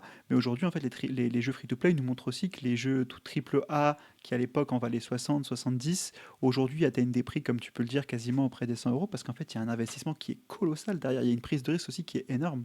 On voit d'ailleurs aujourd'hui quasiment tous les gros jeux sont suivis par des IP fortes pour s'assurer en fait d'une réussite, parce que il y a quasiment un marché qui devient en fait bondé, qui devient très difficile à intégrer pour des IP qui seraient peu connus notamment. C'est ça et on le voit même à travers, je pense que le jeu vidéo a connu un tel emballement durant le covid avec toutes les personnes, voilà, qui se retrouvaient forcément plus isolées et qui avaient tendance à sortir leur console ou à en acheter. Ce Mhm. qui a permis à beaucoup de studios de croître et de gagner encore plus en audience. C'est vrai que pour les grosses IP, ça marche parce que ça leur amène plus de monde, mais c'est des marques tellement connues qu'elles sont censées fonctionner. Je veux dire, un FIFA ou un Call of Duty, à peu de choses près, vont marcher chaque année, sauf Mhm. erreur monumentale, le jeu est complètement buggé. Et c'est vrai que Et pour même des le jeu complètement buggé, ça fonctionne. oui, on l'a vu par le passé, hein, même, IAFC qui est sorti, là, je pense pas que le jeu soit parfait et Mhm. se voit encore bien, quoi. Ils sont devenus presque too big to fail. À l'inverse, en effet, lancer des nouvelles IP, des nouveaux concepts, ça devient c'est délicat. On en voit moins, on voit beaucoup de remasters, on voit beaucoup de en fait, on est dans une ère où on a peur de prendre des risques et parce qu'aujourd'hui, le jeu vidéo est devenu tellement important que les coûts sont énormes. Je veux dire, on a des jeux qui coûtent plus cher à produire que des films, Ouais, on est sur des demi-milliards parfois d'investissement. c'est colossal. Et d'ailleurs, on a Nicolas dans le chat qui dit de façon assez ironique, rentable, rentable, trois petits points, coucou épique. Si Fortnite se foire, en effet, c'est dur. Et c'est vrai qu'aujourd'hui, on le voit de plus en plus. Et du coup, je rebondis sur ce que dit Nicolas, hein, parce que on a des jeux free-to-play qui fonctionnent, certes, mais qui aujourd'hui n'atteignent pas non plus les résultats escomptés et attendus, ce qui fait que ça crée aussi des dynamiques très complexes pour ces jeux-là. Et en fait, aujourd'hui, on n'arrive pas à trouver la formule parfaite entre les jeux gratuits ou les jeux à 100 euros. En fait, il y a un équilibre qui n'est pas trouvé au sein de l'industrie et je pense qu'il y a un besoin en fait de reconsidération de ce que c'est que l'expérience de jeu peut-être et aussi une question qui se pose vraiment auprès des consommateurs, c'est-à-dire qu'est-ce que les consommateurs attendent des jeux? Parce que on pensait jusqu'ici qu'en fait les joueurs, pour la plupart, ne voulaient pas non plus des jeux et des expériences colossales. Puis Baldur's Gate 3 est arrivé, et aujourd'hui tout le monde est convaincu que 120 heures de jeu avec une rejouabilité qui peut atteindre des centaines de, des centaines de milliers de fins disponibles, si je dis pas de bêtises, avec Baldur's Gate 3, en fait c'est quelque chose qui plaît aussi. Donc en fait il y a un équilibre qui est très dur à trouver, et que Ubisoft cherche aussi à travers Assassin's Creed Mirage, trouver en fait cet entre-deux qui permet à la fois de créer des jeux, de nouveaux opus qui plaisent aux joueurs, sans pour autant investir trop derrière. Oui, puis, je pense qu'il y a encore des voilà, ce qui est au moins la bonne nouvelle, c'est que le jeu vidéo arrive encore à nous surprendre, hein. On le voit avec le succès de Baldur's Gate 3.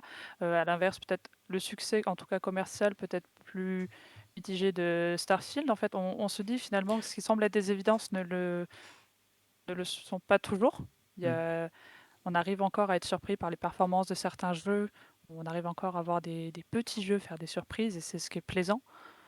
Maintenant, c'est vrai que c'est une industrie qui est en pleine transition finalement. En fait, c'est fini un peu les ères de prospérité, de Covid, ou voilà, je pense pas qu'il y ait eu un âge d'or du jeu vidéo avant. On est quand même, voilà, aujourd'hui, l'accès à la next-gen est beaucoup plus facile pour tout le monde. Il y a des possibilités, on fait des jeux qui sont juste magnifiques à voir. On crée des expériences qui sont quand même assez impressionnantes à travers des communautés qui sont hyper soudées. Et donc, je pense que le jeu vidéo a jamais été aussi populaire qu'aujourd'hui. Maintenant, pour les studios, c'est la question, c'est de se positionner, de trouver, voilà, quel ton adopter et comment réussir à parler à ses joueurs, en fait, et pas se perdre, hein. C'est aussi parce que on parlait, hein, du free-to-play, par exemple, et de son modèle monétaire, mais finalement, on regarde un jeu qui vaut 80 € aujourd'hui, il fonctionne quand même énormément sur les microtransactions, hein. Le nombre de skins qui peuvent sortir, le nombre de à chaque fois, on l'a vu avec les games as a service, quoi. Il y avait du contenu qui sort toutes les 3 mois. Est-ce que finalement, c'est ce qu'on veut? Oui et non. C'est Je pense compliqué. qu'aussi les joueurs Mm. se demandent ce qu'ils cherchent, hein, dans le jeu vidéo. Y a pas de solution toute trouvée. Mm. J'ai l'impression aussi que, et je me trompe peut-être en fait, hein, mais il y a aussi depuis le Covid en fait une reconnaissance du jeu vidéo qui fait peur, et qui fait peur aux éditeurs notamment parce qu'en fait on est passé d'un stade où le jeu vidéo ça plaisait beaucoup à une. Alors j'exagère, hein, je dis le Covid parce que c'est un peu l'élément, le tournant, c'est identifiable dans le temps, mais à partir déjà de 2017-2018 le jeu devient beaucoup plus mainstream, du coup à l'inverse en fait on voit des éditeurs qui ont de plus en plus peur d'investir, ou du moins qui savent que chaque investissement est un vrai risque d'échec, parce que les investissements, comme tu l'as dit, sont colossaux, ça peut atteindre le demi-milliard, sans parler de tout ce qu'il y a derrière en termes d'extension, en termes d'investissement sur des jeux live qui vont durer pendant plusieurs années. Et en fait, c'était pas nécessairement le cas à une époque, donc du coup, où ça visait une cible plus niche, les gamers notamment, des personnes qui, on le savait, avaient un porte-monnaie dédié au jeu. Aujourd'hui, on peut aussi se poser la question de savoir à qui s'adressent les éditeurs, parce qu'il y a des joueurs, tout le monde est joueur, et c'est ça qui est compliqué en fait aussi à trouver, c'est que parmi les expériences, comment est-ce qu'on fait pour définir vraiment notre cœur de cible? Il y a des métiers, comme le mien notamment chez Gameloft, qui sont censés aider, mais en fait, même dans ce genre de situation-là, trouver sa cible, trouver l'ensemble des joueurs à qui on va communiquer, parler, pour ensuite aller créer du coup de la valeur à travers un jeu, ça devient de plus en plus compliqué. Il y a la peur du lancement raté, en fait, aussi. Non, Cyberpunk. Hmm. Quand il est sorti, c'est un four total, en fait. Le jeu bug, il se prend, mais les gens ne critiquent même pas genre, le jeu en termes de qualité de l'histoire, ou c'est juste qu'ils n'arrivent pas à voir le jeu. Le jeu ne fonctionne pas, les joueurs sont juste frustrés d'avoir attendu autant d'un studio pour lequel ils avaient énormément d'attentes, finalement. Et après, donc, la sortie est ratée sur le moment. Voilà, le jeu se casse la figure. Il est retiré du PlayStation Store, si je me trompe pas. Donc, on est vraiment sur une catastrophe complète pour le studio. Et au Sur All fur et à Gen, mesure des, sur All voilà. Gen je crois, ouais.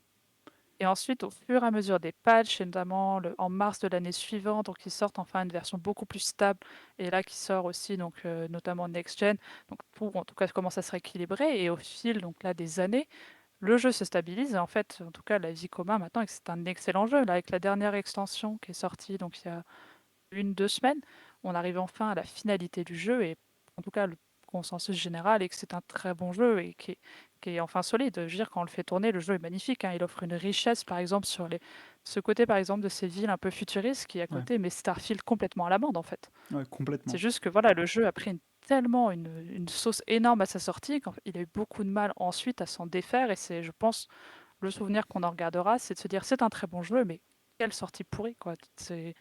C'est un gros risque, hein, pour l'éditeur. Je pense que ça leur a mis un sacré coup.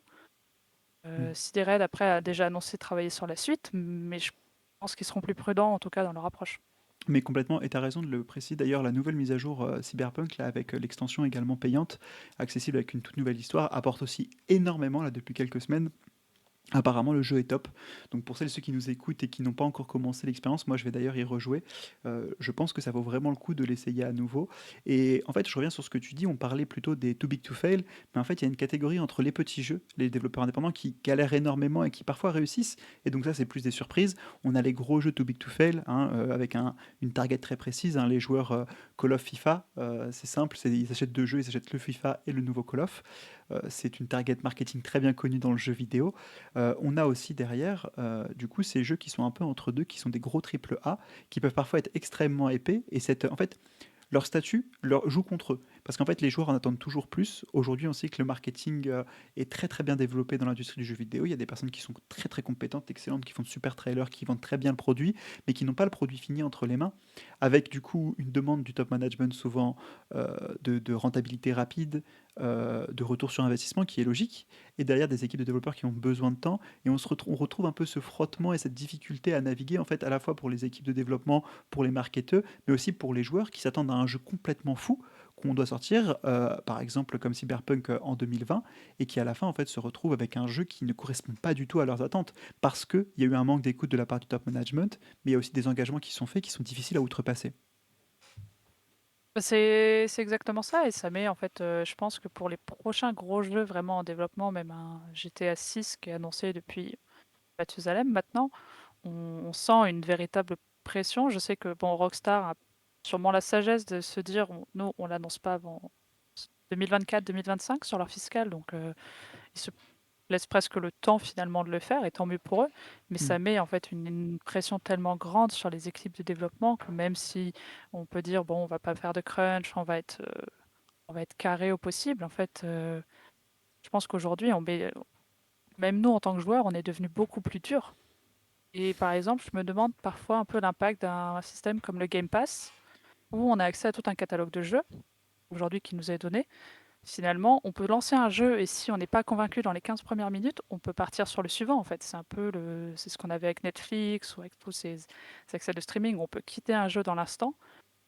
Pour ces jeux aussi, je pense qu'il y a ce côté, il faut savoir convaincre en si peu de temps, alors que finalement un jeu, un tutoriel, ça prend son temps. Le tutoriel de Breath of the Wild, il dure pas 5 minutes par exemple. Et en fait, il fait toute la richesse du jeu aussi. C'est une masterclass de tutoriel. Il est très long. Donc aujourd'hui, dans un système de Game Pass, tu te dis que si le jeu n'arrive pas à te convaincre dans la demi-heure qui suit, tu passes au suivant, c'est extrêmement dur, quoi.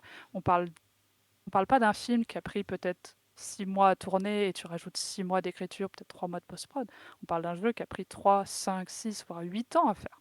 Mm. On n'est pas du tout sur le même travail et le temps de travail investi et même l'investissement émotionnel des gens qui ont travaillé derrière. Je pense qu'on oublie un peu parfois l'humain derrière le jeu vidéo et c'est bien à travers ton émission que tu le présentes, puisqu'en fait, on se rend pas compte de ça prend un village en fait de construire un jeu. Ouais. C'est un travail de toute haleine et qui prend tellement de gens en compte que Puis c'est on extrêmement l'oublie, on dur. l'oublie. C'est extrêmement dur, c'est-à-dire qu'en fait, dans un film, une vision créative, c'est la vision d'un scénariste. Alors, je dis pas que les équipes techniques n'en ont pas d'idées, mais ça implique beaucoup moins de personnes. Un jeu, comme tu l'as dit, ça implique des milliers de personnes, très souvent. En tout cas, on parle de triple A ici. Et en fait, du coup, ça oblige aussi ces personnes-là à prendre en compte les volontés de chacun.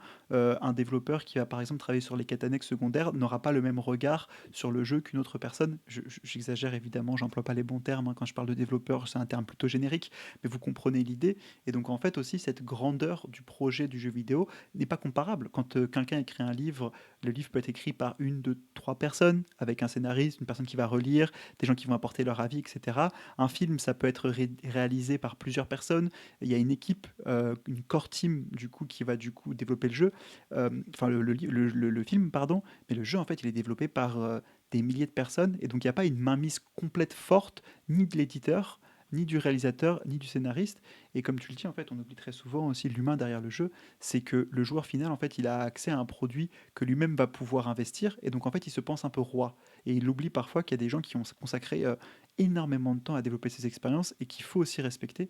Parce qu'en fait, le jeu final, parfois, quand il arrive dans une qualité qui n'est pas celle attendue, c'est pas nécessairement de leur faute, c'est un ensemble de mélanges. Ça peut être des attentes et des rendus trop pressés par le top management. Ça peut être une production qui n'a pas fonctionné. Ça peut être une collaboration qui n'a pas été optimale. Ça peut être un projet qui n'a pas été bien pensé. Et en fait, il y a plein de raisons et de façons de voir comment les jeux peuvent échouer. Encore plus aujourd'hui quand on voit la taille et l'importance de ces projets. C'est ça et c'est vrai que c'est toujours dur, en fait, de comparer finalement le jeu vidéo aujourd'hui au cinéma, à la télé qui sont des arts qui sont très ancrés et très dans des systèmes très établis. On parle quand même, voilà, le secteur du jeu vidéo, ça doit être 5 à 6 fois celui de la télé ou du cinéma aujourd'hui. Et c'est très différent. C'est vrai qu'on a tendance à dire, comme tu le disais très bien, qu'un film, ça va être l'expression d'un réalisateur qui a plus ou moins de pouvoir selon en effet que tu travailles sur un blockbuster ou sur un film qui est vraiment ta vision et ton message. Un jeu vidéo, en partant du principe qu'il prend en général peut-être 3 5 ans à faire, forcément les équipes vont évoluer, il y a la considération de l'éditeur, il y a des engagements financiers qui sont tellement énormes que oui, il y a beaucoup plus de monde qui prend des décisions et on ne peut pas y apporter autant de minutie sur chaque détail. Et c'est là où il faut parfois savoir aussi être patient. Je pense qu'il y a des choses qui sont plus ou moins pardonnables et d'autres qui en effet se discutent beaucoup plus dans la manière dont le jeu va se positionner sur ses personnages, sur la représentation qu'il va inclure. Mhm. Mais il y a des choses qu'on doit pouvoir aussi excuser. Je parle pas d'un bug qui te fait cracher ta save, hein. À un moment aussi, voilà, on parle de boîtes qui ont une expertise et qui sont censées être capables de l'apporter aux jeux qu'ils produisent. Ouais. Mais il faut pas qu'on oublie, voilà, on est dans un écosystème où il faut savoir aussi se dire qu'il y a des humains derrière. Pourrir un jeu, pourrir le community manager du jeu ou de l'éditeur ne va pas sauver ta partie, Mhm. ne va Puis pas changer l'expérience que tu as eue, quoi. Puis on l'a vu avec Payday 3 aussi récemment, qui a eu des gros soucis serveurs. En fait aussi, parfois, il y a des partenaires externes, il y a des considérations qui ne sont pas complètement comprises par les équipes, que ce soit de développement, de production, même parfois de promotion, hein, marketing, communication, etc. Payday 3 a eu des soucis serveurs, le community manager n'est pas responsable, le jeu est excellent par ailleurs, et en fait c'est aussi malheureusement le risque de tout projet quand on lance quelque chose. Le nombre d'épisodes Good Luck Haven que j'ai lancé avec un titre manquant, un nom d'invité qui n'est pas bon, à mon niveau c'est une erreur que je fais en solo, mais je peux comprendre pourquoi ça peut impacter aussi des jeux, même si l'excuse parfois est plus difficile. Dernier point, Agathe, que je voulais aborder avec toi ce soir avant de revenir peut-être sur Assassin's Creed pour nos derniers moments de ce post-show. Mais est-ce qu'il n'y a pas aussi un vrai problème dans la confiance que les joueurs accordent, notamment aujourd'hui aux éditeurs de jeux? Je pense notamment au trailer marketing, on l'a vu de plus en plus. Aujourd'hui, les joueurs sont peut-être plus prudents lorsqu'il s'agit de précommander, sont peut-être plus inquiets aussi sur la qualité finale des jeux donnés. Ce qui fait qu'en fait, pour des gros éditeurs, on l'a vu avec Electronic Arts, on le voit aujourd'hui avec Ubisoft, mais en fait, il y a vraiment cette peur du marketing qui promeut un jeu qui n'est pas qui n'est pas le résultat final, finalement, du jeu qui sera jouable. Oui, je pense que c'est pour le coup une pratique qui étonnamment vient du cinéma, cette capacité de faire des trailers qui ne vendent pas du tout le film et qui te vendent une expérience complètement différente. On l'a vu d'ailleurs récemment, il y avait c'était des Américains qui avaient porté plainte contre, je crois que c'était Universal.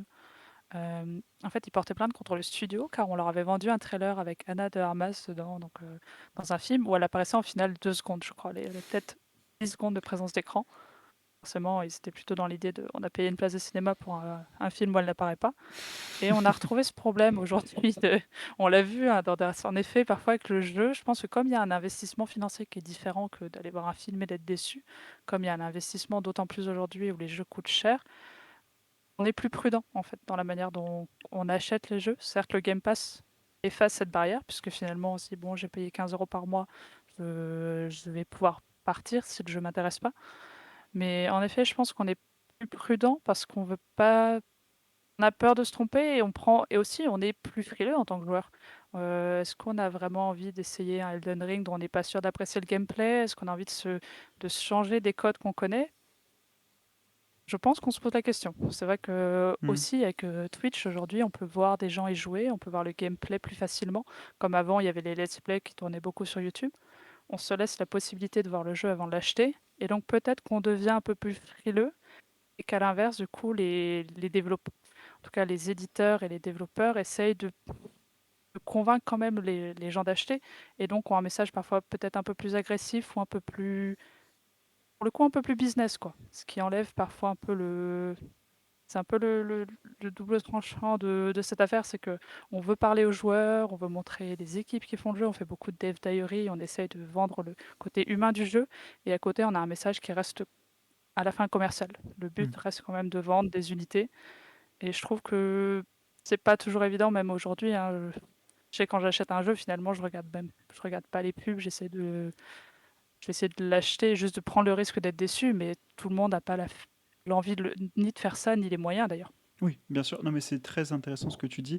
Et d'ailleurs, en fait, ça rejoint la stratégie aujourd'hui, je pense, d'Assassin's Creed Mirage. En fait, c'est aussi un moyen pour Ubisoft de sonder cette nouvelle approche, hein, des jeux qui vont s'intéresser plutôt au core target, hein, aux fans qui sont vraiment très impliqués, et derrière aussi avec des projets qui toujours iront intéresser la majorité des joueurs de la licence, même des gens qui ne connaîtraient pas potentiellement du coup le jeu.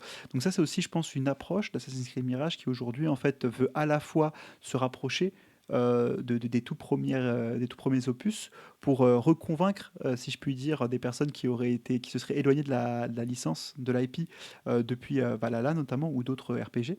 D'Assassin's Creed, mais également en fait sonder un petit peu cette approche ou faire des jeux peut-être moins ambitieux, mais qui sont plus abordables et plus accessibles. C'est possible. Je pense que voilà, là, à mon avis, en tout cas Mirage, du point de vue d'Assassin's Creed, marque peut-être un temps de réflexion et une sorte de pause, une manière de dire on se reconcentre sur ce qui a marché chez nous et sur ce qui a plu, et on prépare l'avenir. Car on le sait, hein, Assassin's Creed ne va pas disparaître, c'est une licence qui est beaucoup trop importante pour Ubisoft et sûrement aussi pour ses fans. Mais voilà, je pense que c'est un bon moment de se dire peut-être que Ubisoft, pour une fois, prend le temps, écoute, a pris plus de temps que prévu pour faire ce jeu, puisque finalement ils ont su écouter aussi. Donc c'est l'occasion voilà, de faire un point et de se relancer. C'est vrai que bon, ils ont encore une grosse année qui arrive, hein. Il y a encore Avatar qui va sortir. Ils ont pas mal de jeux en développement pour les prochaines années. Mais c'est vrai que savoir se dire aussi, on a une licence qui marche, on sait que les gens vont l'acheter à peu de choses près, quoi qu'il arrive. Prenons quand même le temps de faire quelque chose qui parle à nos joueurs et qui sait dire, en fait, on a retrouvé finalement la fibre de ce qui fait à la fois Assassin's Creed, mais ce qui fait aussi Ubisoft. Car Assassin's Creed, ça reste Ubisoft, c'est leur identité aussi, c'est dans leur ADN. Donc après 15 ans, savoir se dire, on sait encore ce qui fait de nous ce qu'on est devenu et ce qu'on est, ça fait du bien. Ça fait du bien à voir. Et j'espère qu'en tout cas en interne, ils le voient comme une occasion de se relancer sur des bases plus saines et en tout cas plus compréhensibles aussi pour tout le monde. Bah, écoute, c'est extrêmement clair comme mot de la fin. Agathe, merci beaucoup. En tout cas, c'était extrêmement précis. Est-ce qu'après tes 2 heures de gameplay, tu aurais quelques conseils pour nous? Est-ce que tu recommandes le jeu, toi? Et voilà, donne-nous un petit peu, sans filtre, ton avis sur ce que tu as pu vivre et sur ce que tu as vu de la licence, avant du coup, avant que je te laisse le micro pour ton mot de la fin, ta petite dédicace et que on aille tous se reposer parce qu'il est bientôt 23 heures déjà. Ouais, ce sera un peu mon mot de la fin finalement, parce que c'est vrai qu'en tant que grande fan d'Assassin's Creed, je suis un peu biaisée sur le ressenti que j'ai du jeu. Pour moi, c'est toujours un plaisir de me replonger dans l'univers. C'est vrai que y retourner après avoir joué à pas mal d'autres jeux cette année, d'autres jeux narratifs notamment, ça fait un certain décalage. Il faut se remettre dans les mécaniques, faut se remettre aussi dans Hmm. le moteur graphique, hein, finalement du jeu. Mais pour l'instant, voilà, il y a un charme qui reste indéniable et qui est propre à la licence, dans lequel on est forcément, vers lequel on est toujours attiré. Donc je pense qu'il faut, pour ceux qui sont fans d'Assassin's Creed, il y aura pas de mauvaise surprise. Ça va être un voyage qu'ils vont encore apprécier, c'est quelque chose qui va leur parler.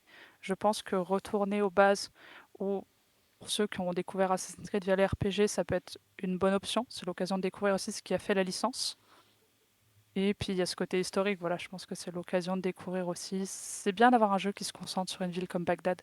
Ouais. C'est bien d'avoir de voir aussi d'autres personnages, d'avoir quand même finalement un personnage du Moyen-Orient qui est mis en avant et qui est personnage principal, qui est pas dans un rôle de monstre ou qui est juste dans un rôle finalement de héros du jeu aussi. Donc C'est très important c'est pour bien de la le prendre tel quel. représentation. Ouais, bien sûr, complètement. Donc voilà, moi c'est sûr qu'à mon niveau, je peux pas encore ni le conseiller ni le conseiller. Faudra me laisser quelques heures de plus. Mais en tout cas, pour ceux qui aiment déjà la licence, c'est pas un choix très difficile à faire en fait. C'est au contraire un retour aux sources qui fera un peu de bien. Et c'est sûr que la fin d'année est chargée, mais si vous trouvez le temps, 15 heures de jeu, c'est pas, Hmm. ça va pas vous pourrir le temps que vous avez pour attaquer le prochain Call of ou le prochain Spider-Man, quoi. Et c'est peut-être aussi ce qui va faire la force justement de cet opus en fait, hein. C'est que moi je sais par exemple que c'est un jeu auquel je vais jouer parce que justement j'ai conscience qu'il va pas me prendre trop de temps. Et aujourd'hui quand je m'engage sur... alors voilà, il y a des considérations économiques, financières comme on en a parlé, hein, en fonction des moyens de chacun. Moi ce qui va surtout m'arrêter c'est le temps passé. Je trouve aujourd'hui en termes de temps passé sur un jeu c'est plus ce qui va être bloquant que l'inverse. Et donc bah, en l'occurrence je trouve que ce que tu dis est très vrai. 15 heures de jeu c'est quand même beaucoup plus abordable qu'un Valhalla ou qu'un Baldur's Gate, évidemment, parce que bah, du coup, ça demande un investissement qui est moindre. Et comme tu l'as dit, j'en profite hein, pour dire aussi, il y a eu un effort qui a été fait de façon très visible chez Ubisoft pour mettre en avant justement Bagdad, pour mettre Bassim en tant que héros principal de cette histoire et pour justement travailler l'histoire aussi autour du coup de cet opus. Ça a notamment été fait par des gens qui sont extrêmement compétents, investis et qui travaillent aussi pour la représentativité des personnes du Moyen-Orient dans les jeux notamment qui sont trop peu souvent représentés ou alors sont représentés sous couvert de jeux américains avec une fibre très militaire. Et donc du coup, je trouve ça extrêmement intéressant de voir cette prise de parti d'Ubisoft et je trouve que c'est même rafraîchissant et c'est heureusement, je dis pas que c'est suffisant, ça l'est jamais, mais c'est un premier pas qui va dans le bon sens, en tout cas dans cette dynamique-là de représentativité des personnes et des populations trop peu représentées dans le jeu. Ah voilà, tout à fait. Je pense que ton mot de la fin sera meilleur que le mien. Non, non, je pense Mais pas. non, non, c'est très juste. Je pense que voilà, faut le prendre comme ça et aussi savoir, bah, on l'a dit, voilà, c'est 15 heures de jeu, c'est l'occasion de se replonger dans une licence qui a maintenant 15 ans, finalement avec laquelle on a grandi, hein, 15 ans pour nous, Ouais, quasiment. pour le coup, on a découvert Ubisoft en tout cas, on a découvert Assassin's Creed enfant et on continue encore de le redécouvrir aujourd'hui, donc Complètement. autant en profiter, quoi. Eh ben écoute, merci beaucoup Agathe d'être venue pour ce post-show pour discuter avec nous tous. C'était vraiment extrêmement enrichissant. Je suis très content d'avoir pu partager ce petit moment avec vous, avec Agathe, avec Léa également, qui est en stream d'ailleurs, donc n'hésitez vraiment pas à aller la voir. C'était vraiment très très cool. On a pu discuter de plein de sujets différents, et notamment avec Agathe, et on se retrouve normalement, je ne promets rien, mais on se retrouve normalement dès demain pour le début d'Alan Wake Remastered tous ensemble. Et il y a beaucoup de nouveautés aussi qui arriveront. N'hésitez pas du coup à aller voir cet épisode en replay sur YouTube dès ce week-end, en podcast également. Et j'en profite du coup, Agathe, pour te souhaiter une excellente soirée, pour vous souhaiter à tous une excellente soirée. Merci beaucoup et à très très vite tout le Merci monde. beaucoup. Merci, au revoir, Salut. à plus.